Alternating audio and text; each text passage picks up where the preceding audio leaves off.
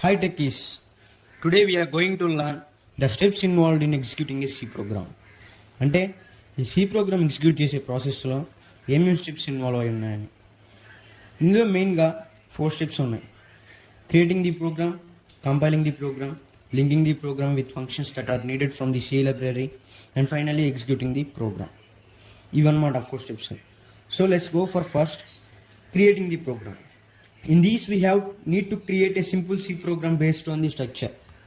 We can create C program using any text editors like Notepad, Edit+, and whatever it may be.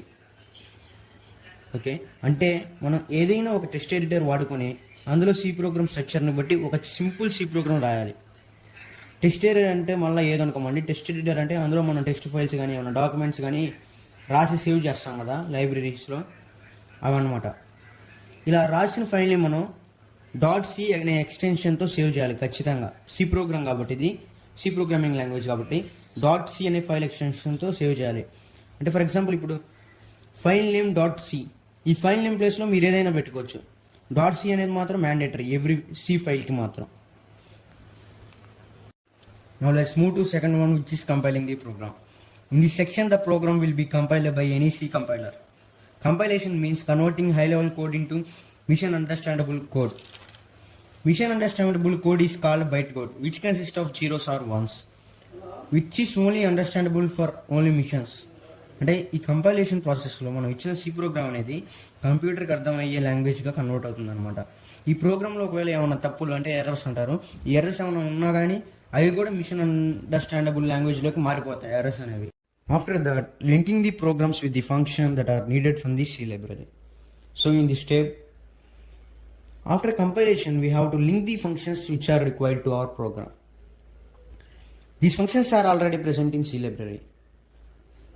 Okay, library is nothing but a bag and functions are nothing but a book. Like the books are in the bag, the functions are in the library. So అంటే మనం ఇందులో మనకి అవసరమైన functions ఏవైతే ఈ C లైబ్రరీలో ఉంటాయో వాటిని తీసుకొని లింక్ చేస్తాం అనమాట మన ప్రోగ్రామ్కి. అంటే ఇప్పుడు మనకి ఏదైనా బుక్ అవసరమైందనుకోండి మనం చేసే ప్రాజెక్ట్కి, అప్పుడు ఆ బుక్ తీసుకొని ఆ బుక్లో ఇన్ఫర్మేషన్ వాడుకోవట్లా అలాగనమాట. ఇప్పుడు వీటిని మనం మన ప్రోగ్రామ్ హెడర్ ఫైల్స్లో రాస్తాం #include అనే స్టేట్మెంట్ ద్వారా. కాబట్టి ఎప్పుడైతే మనం రాసిన ప్రోగ్రామ్ అనేది కంపైల్ చేస్తాం అంటే మిషన్ అండర్స్టాండబుల్ కోడ్గా మారిద్దో, అలా మారిన వెంటనే ఏమైందంటే ఈ హెడర్ ఫైల్స్లో రాసాం కదా #include అని, ఆ #include ఏ ఫైల్స్ అయితే ఇంక్లూడ్ చేసుకోవాలో ఆ ఫైల్స్ వరకు మన ఈ ప్రోగ్రామ్కి ఇంక్లూడ్ అవుతాయి అన్నమాట. మనం సాధారణంగా ఎటువంటి ఫైల్స్ని లింక్ చేస్తామంటే ఎక్కువగా మనం ప్రింట్ఎఫ్ స్కాన్ఎఫ్ అని మన ప్రోగ్రామ్స్లో వాడతాం. కాబట్టి ఆ ప్రింట్ఎఫ్ స్కాన్ఎఫ్కి మీనింగ్స్ అనేవి ఈ కంప్యూటర్కి తెలియాలి. అంటే ప్రింట్ఎఫ్ వాడినప్పుడు ప్రింట్ చేయాలి, స్కాన్ఎఫ్ వాడినప్పుడు స్కాన్ చేయాలి, అంటే యూజర్ దగ్గర నుండి ఇన్పుట్స్ తీసుకోవాలని ఆ కంప్యూటర్కి తెలియాలంటే ఆ ప్రింట్ఎఫ్ స్కాన్ఎఫ్కి మీనింగ్ తెలియాలి. ఈ మీనింగ్స్ అనేవి ఆల్రెడీ బిల్టింగ్ ఫంక్షన్స్లో ఉంటాయి, స్టోర్ అయి ఉంటాయని చెప్పాను కదా. అంటే #include standard input output and .h అని వాడతాం కదా, studio.h అని. ఈ ఫైల్స్ ఎప్పుడైతే ఇంక్లూడ్ చేసుకుంటామో ఆ ప్రింట్ఎఫ్ స్కాన్ఎఫ్ అనే వర్డ్స్కి మీనింగ్ అనేవి వచ్చి మన ప్రోగ్రామ్లో ఇంక్లూడ్ అవుతాయి. So whenever we use the printf scanf in our programs, then printf మీనింగ్కి ఆ కంపైలర్కి printf meaning scanf meaning అర్థమైపోతాయి.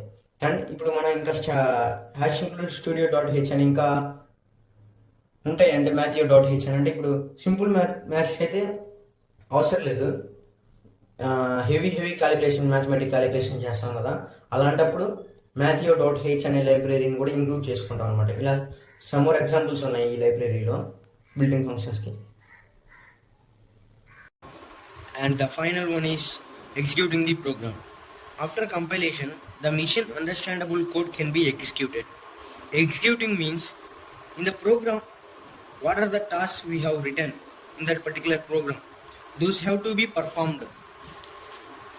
If there are any errors in the program will not be executed. Then we have to check the program for errors and remove them.